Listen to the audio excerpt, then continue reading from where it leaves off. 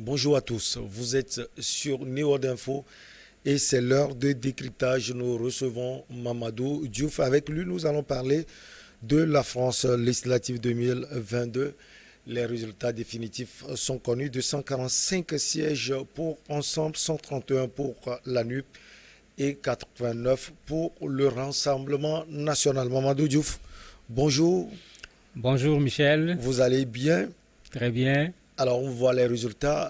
Vous faites quelle remarque, Mamadou Diouf? La remarque à faire, c'est que le président Macron n'a pas pu obtenir ce qu'il avait demandé au pied de son avion avant d'aller en Roumanie. Il avait insisté pour avoir une majorité confortable pour pouvoir gouverner tranquillement. La deuxième remarque, c'est la percée du Rassemblement national qui, dans la dernière législature, n'avait même pas un groupe parlementaire. Ils ont pratiquement multiplié par 10 le nombre de leurs députés. Et ça ne peut pas être une surprise. Il ne faut pas oublier que lors du premier tour de l'élection présidentielle, le résultat que Marine Le Pen avait fait présageait déjà de leur présence au niveau de l'Assemblée. L'autre leçon, c'est avec, bien sûr, Mélenchon, qui, lui, a véritablement réussi son tour. C'est vrai qu'il ne sera pas le premier ministre de la cohabitation comme il le voulait, mais il a réussi à mettre ensemble la gauche, et en réussissant à mettre ensemble la gauche se retrouve aujourd'hui comme étant la première force d'opposition au niveau du Parlement en France. Il ne sera pas le premier ministre, mais comme il l'a dit, il ne part pas à la retraite, il ne sera pas à l'Assemblée, mais il dit qu'il va continuer quand même à créer des problèmes au président Macron. Alors, Ensemble obtient une majorité donc relative. La cohabitation, comme vous l'aviez dit, va être un peu plus difficile pour le président Macron. Bien sûr, ça va être difficile parce qu'il lui fallait au minimum 289 députés pour avoir 50%, ce qui permet, même après des débats houleux au niveau de l'Assemblée, d'être sûr que les députés qui le soutiennent vont voter pour lui. En votant pour lui, la loi peut assez facilement passer. Ce n'est pas le cas, il lui manque 44 députés. Le problème le plus simple, ça aurait été de voir parmi les forces en présence au niveau de l'Assemblée où trouver 44 députés. Je crois que ce n'est pas la peine de regarder du côté de la France insoumise de Mélenchon. De Mélenchon. C'est certainement pas la peine d'aller regarder du côté également de Madame Le Pen pour espérer là-bas des voix. Il ne reste éventuellement que les Républicains. Alors qu'eux également, pour le moment, il ne faut pas oublier qu'ils sont en train de remonter avec les élections législatives. Je ne crois pas qu'ils vont se risquer d'aller plonger à côté du président Macron, bien que s'ils s'allient, Macron aura la majorité parce que le LR a 61 députés. Ça lui permet parfaitement de pouvoir avoir la majorité. Mais ça sera compliqué également pour l'opposition. Parce que même si vous additionnez les voix de Marine Le Pen avec les voix de Mélenchon, vous n'avez pas la majorité. Ouais. En plus, ça c'est le côté arithmétique. Sur le plan politique, je vois mal cette association entre les deux, alors que le combat a déjà commencé, parce que Marine Le Pen considère que Mélenchon, ce n'est pas de l'opposition. Elle considère que son parti est la première force de l'opposition au niveau de l'Assemblée, au point même de demander que la commission finance soit attribuée au Rassemblement national, puisque généralement, depuis 15 ans, c'est ce qui est fait. La présidence de la commission finance est accordée au parti qui est arrivé second au niveau de l'Assemblée, alors que son parti n'est pas arrivé second. Vous prenez également LR, vous les associez avec la France insoumise ou bien avec Marine Le Pen, vous n'avez pas la majorité. Donc on risque d'aller vers une Assemblée qui va être instable. C'est la première chose.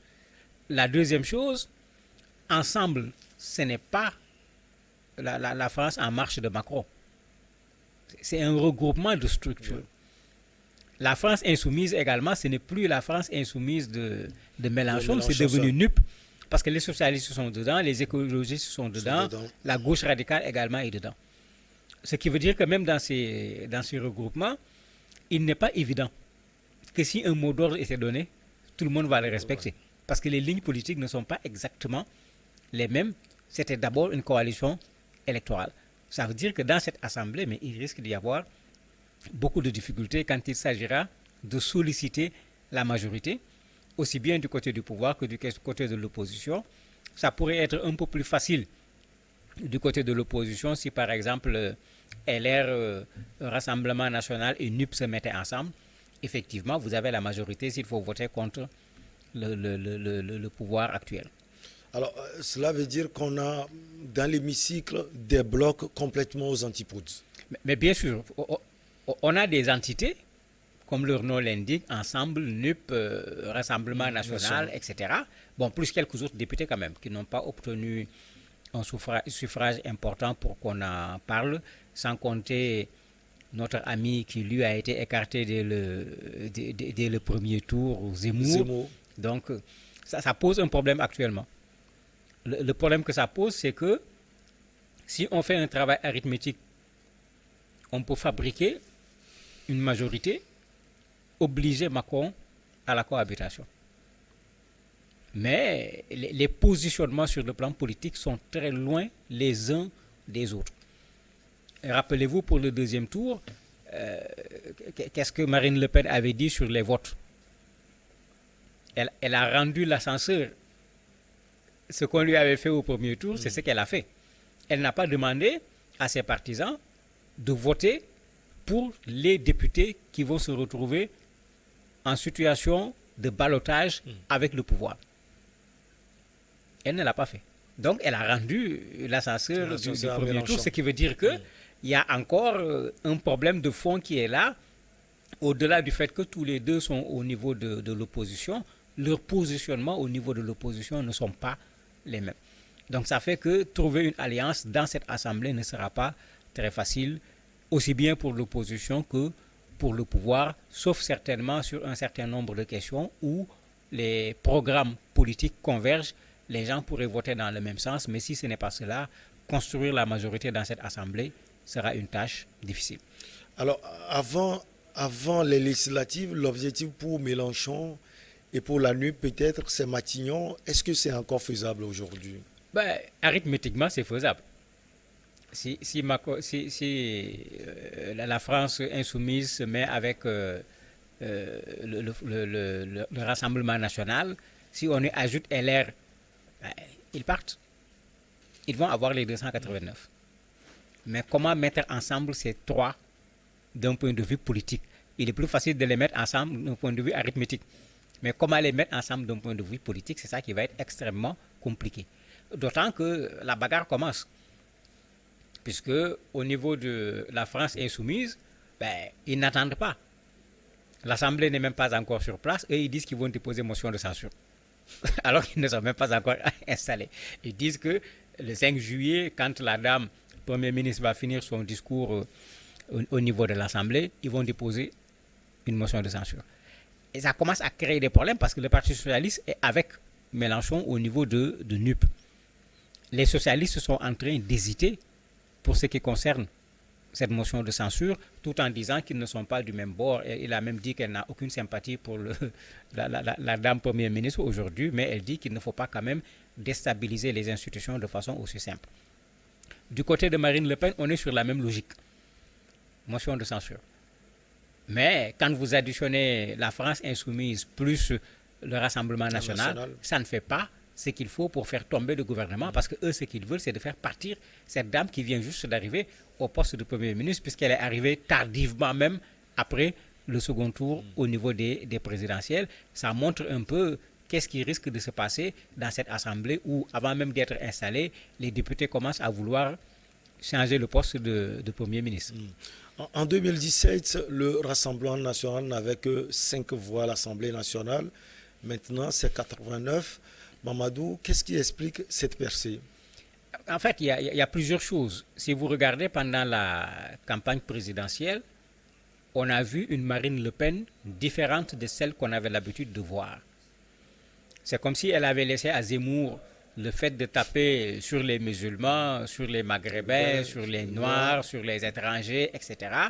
Et elle s'est intéressée au portefeuille des Français, le pouvoir d'achat. Elle a beaucoup insisté sur cela et c'était le bon moment parce qu'on sort de Covid qui a créé énormément de problèmes.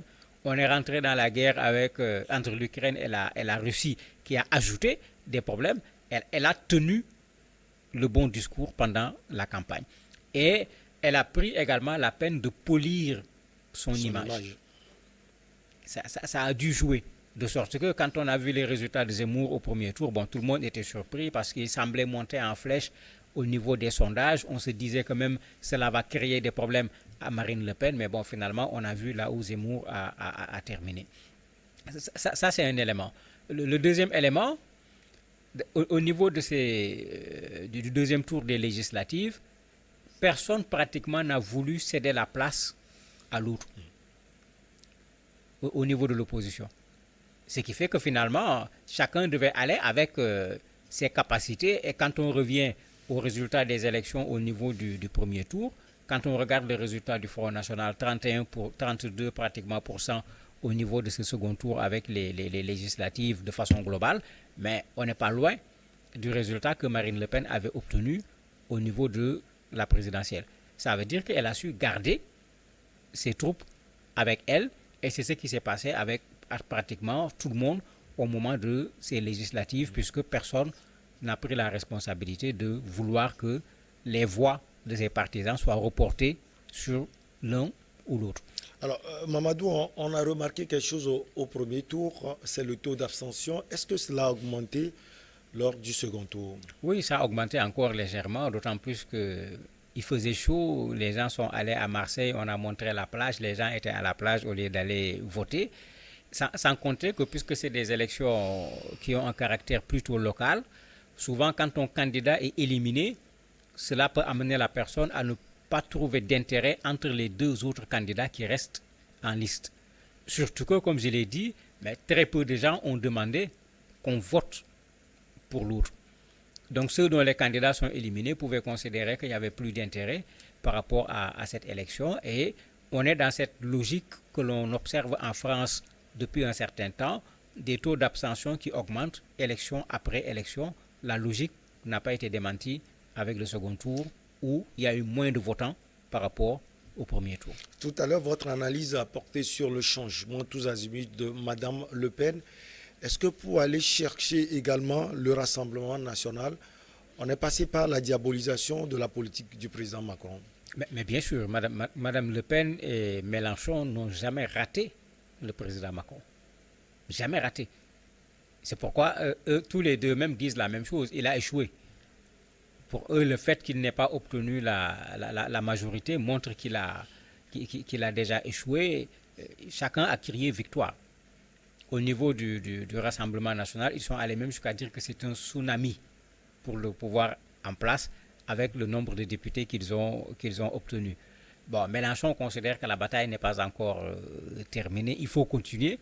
Bien qu'il ne soit pas à l'Assemblée, il dit qu'il ne va pas aller à la retraite. Il va continuer le combat, bien sûr, contre le président Macron. Ce qui veut dire qu'il a un obstacle sérieux, d'abord à l'intérieur de l'Assemblée nationale, mais également sur le terrain politique de façon générale, parce que Mélenchon ne sera pas à l'Assemblée puisqu'il ne s'était pas présenté comme député. Madame Le Pen également semble se préparer à un véritable combat.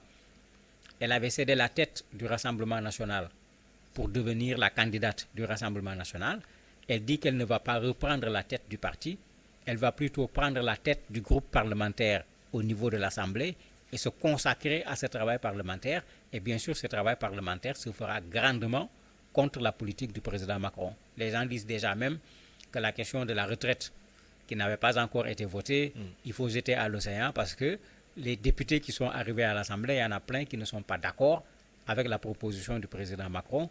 Il aura du mal à le faire passer pour avoir la majorité au niveau de l'Assemblée. Donc on voit déjà des problèmes sur un certain nombre de questions sur lesquelles, pendant la campagne électorale, les gens s'étaient déjà clairement opposés. Si les positions sont gardées, quand ces questions vont arriver à l'Assemblée, ces questions passeront difficilement ou ne passeront pas du tout. Vous avez parlé tout à l'heure de la question des retraites. Quelles est, selon vous, les questions phares qui seront débattues au niveau de l'hémicycle français? Il y a la question de la retraite qui a toujours été un débat depuis lors. Ça ne date pas du président Macron sur l'âge. Ajouter, ne pas ajouter. Les positions sont partagées. Il y a la question du pouvoir d'achat, qui sera même le premier texte qu'on va envoyer à l'Assemblée nationale. J'ai parlé tantôt de la position de Marine Le Pen qui a mené campagne là-dessus. Marine Le Pen considère que le SMIC, etc., il faut le remonter.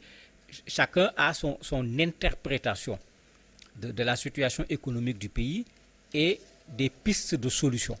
Et ce sont ces pistes de solutions qui ne sont pas du tout les mêmes, alors que pour certaines solutions, il faut passer par un vote au niveau de l'Assemblée. Il y a la question de l'immigration. Ouais. Marine Le Pen a commencé à être claire. Elle dit qu'elle est à l'Assemblée, elle va combattre l'islamisme, elle va combattre l'immigration.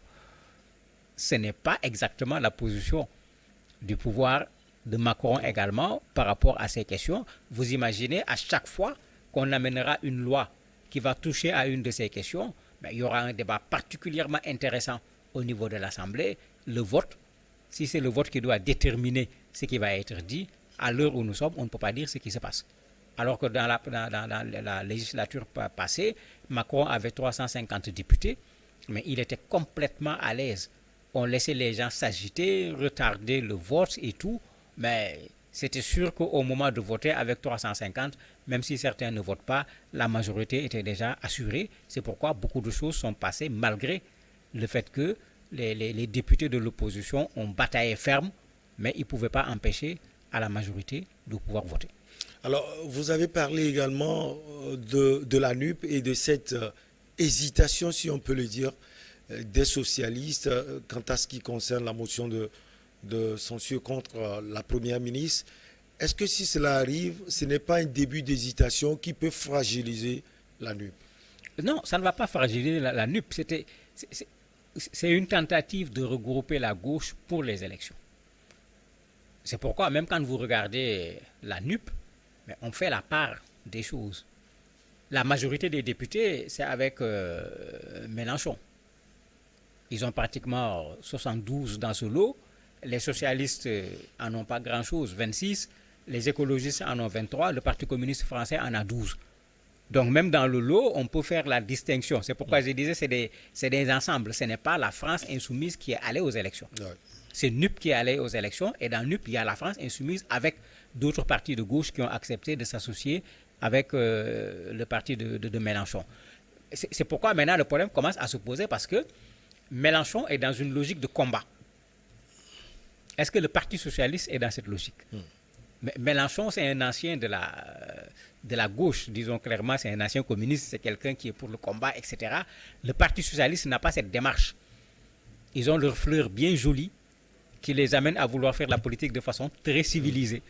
Mais sur certaines questions, il est clair que, au moins dans la démarche, ils ne s'entendront pas avec Mélenchon, voire même pire sur certaines questions, les positionnements peuvent ne pas être les mêmes. Dès que les gars de Mélenchon ont commencé à dire motion de censure, on va faire tomber le Premier ministre, la troisième responsable du Parti socialiste, puisque c'est une dame, a dit clairement que non, nous ne sommes pas là pour mélanger les institutions, etc.